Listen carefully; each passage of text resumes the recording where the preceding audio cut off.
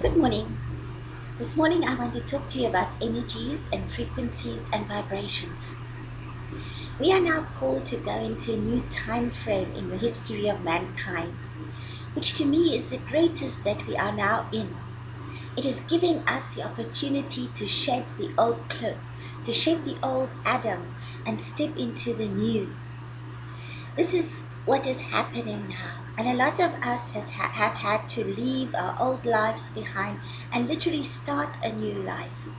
For others, it will come in the time of great upheavals, like accidents or lying, in a hospital bed and just having to review your life. Once we decide that we want to go into the higher states of consciousness, then that is the wake up call. And then the higher masters and the archangels and angels will start working with us to raise our frequencies and vibrations. But unfortunately, because when we are soul, we are perfect. We've got all the energies and the love that we need. But then we come into the planet and we're born here and we forget all about that.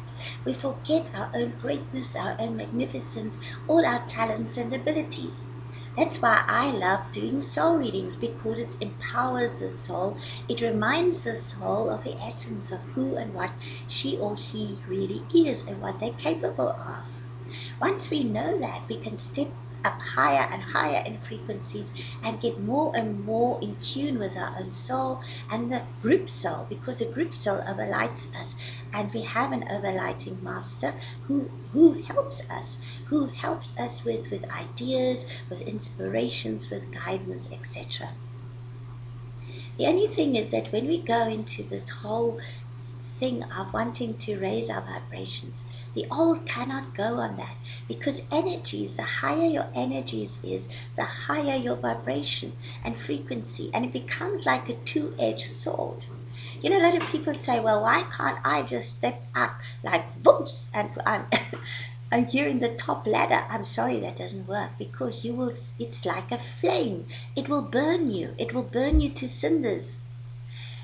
it the higher the energy, the more potent it is, and the more your physical body cannot sustain that energy. I have seen it with UFOs. When UFOs come that you can see them, they actually go into a lower vibration and frequency. Scramble the jets and they will go into higher frequency. You won't see them. They become invisible. But what they did is they didn't go like invisible, but what they did is they went into the higher frequency band, and then the natural air force, what helicopters or whatever, they can't go into that frequency band, so they cannot go into that higher dimension. And it's the same with the higher frequency light bodies and the people who land. The people always say, well, why don't they just come and land here? Actually, they cannot, because their light body cannot go into this very dense and hostile atmosphere that is the planet. That's why we have got physical form. Our physical form at the moment is changing, and that's why we have to keep on getting our vibrations and frequencies higher. But the thing is, now all those stuck emotions, all those clocked things that is keeping you back, you cannot step up in frequency.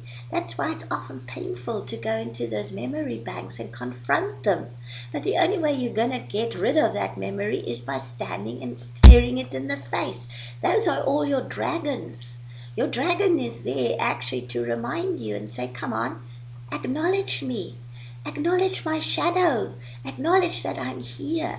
Once we look at the dragon and we actually confront it, we suddenly see, but wow, okay, I've got things I've got to release here. And you start releasing it.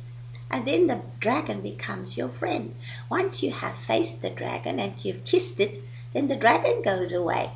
Okay, you can go on your journey, but as you move higher and higher and higher up the level of consciousness, you will get more dragons along the way.